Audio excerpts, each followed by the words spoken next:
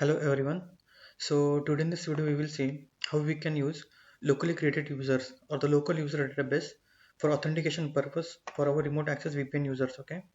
So if you see in my previous videos, okay, we have configured this remote access VPN with AD as an authentication mechanism. Okay. So now in this video we will replace AD with local user database. Okay. So if you have not seen the remote access configuration, you can go back and check the videos. Okay, and you can proceed with this video. So let's replace our AD authentication mechanism with local user database. Okay. So let's go to F5 now. So if you see our APM policy, okay, so I'll just show you here.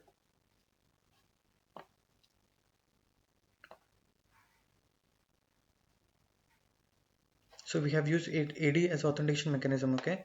So let's create our local user database now. So you need to go to authentication and local user DB. Okay. So we need to create first the database instance. Okay. So let's go to instance. So create new instance. So you can mention as give the name for the database. Okay. So I'll give local DB. Okay. So this is the name of the instance. Okay, a lockout period means if suppose one user got locked out, so for how much interval he will be locked out. Okay, and what's the threshold? Like for example, if he tried 3 times to log in, if it fails, so user will get logged out for 600 seconds. Okay, this is the settings. So you can create or you can click OK. So now our database is created. So now we'll add users into this particular database. Okay, you can create another databases also depending on your configuration or requirements. Okay, so let's create user now. So create, okay, that was the database instance. Okay, so create new user now. Okay, so we can give username as user1. Okay, for testing purpose. So password is, I'll keep it to simple password. Okay, confirm the password.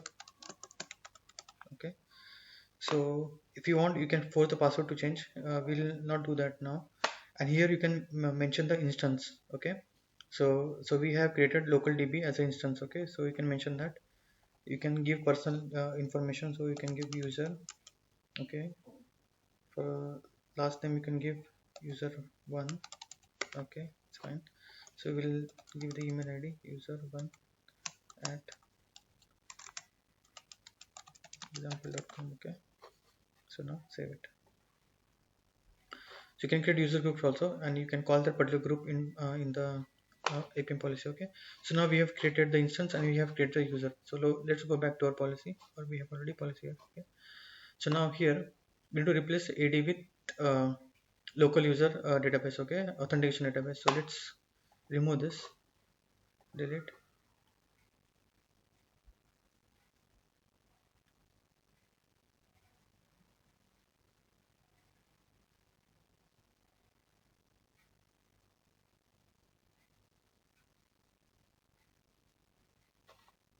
Okay, so we have did that. So add now new authentication mechanism, which is local user DB. Okay, so here you can see local. Okay, see here local DB auth. So just select this item.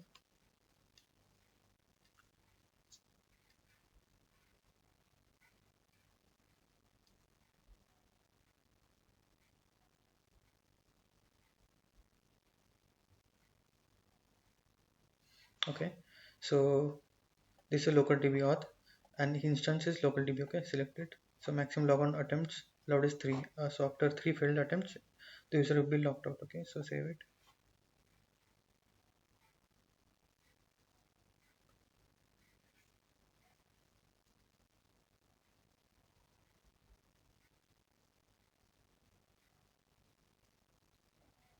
Okay, so you see here our local user DB is here now. So once it is successful, he will give the resources, okay, which we created already. So let's apply the policy. Okay, so now we will test our local user database. Okay, so let's go back to remote PC. Okay, so let me log in to our VPN.